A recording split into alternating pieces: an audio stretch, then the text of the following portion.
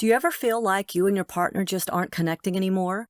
Maybe you feel unappreciated and worry that the spark is gone. What if learning one new concept could turn everything around?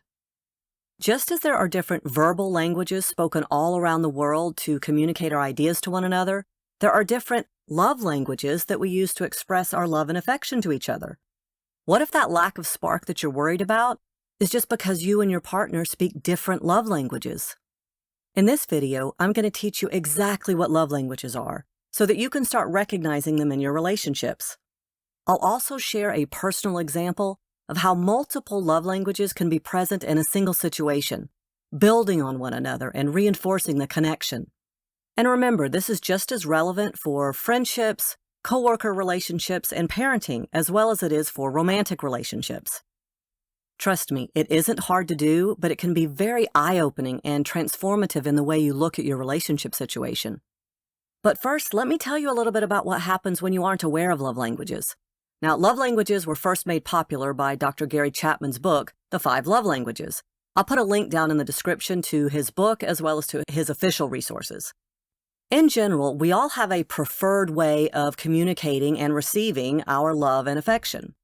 The problem is that we expect everyone around us to communicate in the same language we use. So there's obviously going to be some problems with that. If our partner or friend or child or coworker expresses their support differently than what we're expecting, we may not even recognize it, and we may feel very unloved and unappreciated. If they don't recognize our efforts, we may start feeling pretty bitter and resentful. That is a recipe for relationship disaster.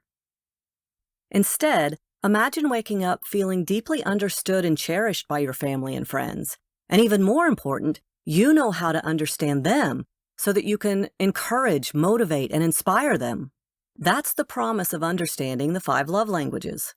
By identifying your primary love language as well as those of your loved ones around you, you unlock a powerful tool for nurturing deeper connection and understanding in all of your relationships. So what exactly are the 5 love languages? Let's start with number 1, physical touch.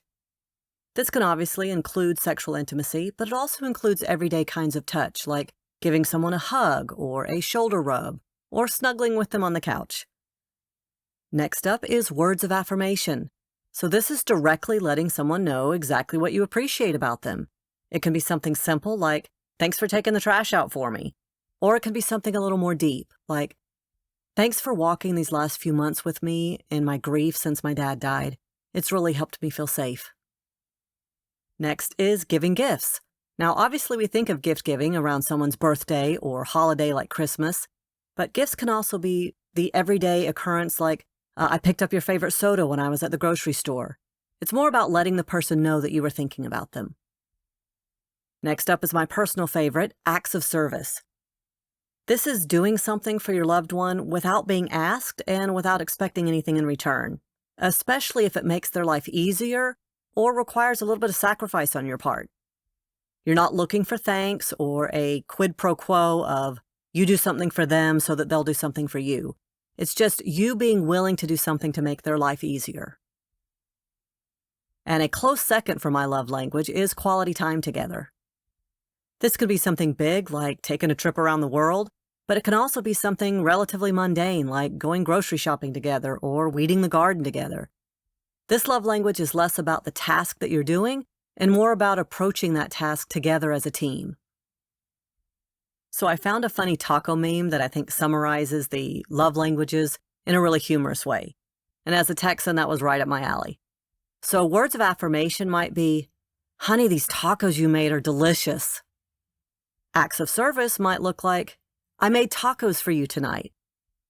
Gifts could be, "I bought these tacos for you." Quality time together could be, "Hey babe, let's go out for tacos together." And physical touch could be, "Hey baby, let me hold you like a taco." There is certainly some overlap in the love languages, and let me give you an example that happened to me a couple of years ago. So I came home and my oldest daughter had spent some time vacuuming and mopping the kitchen floor because she knew that I had planned to do it when I came home. So her acts of service inspired me to praise her with words of affirmation, really thanking her for going out of her way to make my evening easier. and that allowed us to have some quality time together, watching movies and snuggling on the couch. So that's 4 of the 5 love languages right there. Her act of service, my words of affirmation to her, while snuggling, physical touch, and quality time together. So it doesn't have to be that hard or complicated. By learning to speak the love language of those around you, you really decrease the chance of miscommunication and hurt feelings, and increase the likelihood of really connecting and bonding with them. So you probably naturally gravitated to 1 or 2 of the love languages that really made sense to you, but you might have struggled with imagining how to implement some of the lesser-known love languages that don't come naturally to you, and that's totally fine. So make sure you hit the subscribe button and the notification bell so you won't miss out on the next videos that I do on each of the love languages, because you could be just one video away from understanding how to better connect with your loved ones so that you can encourage, inspire, and motivate them.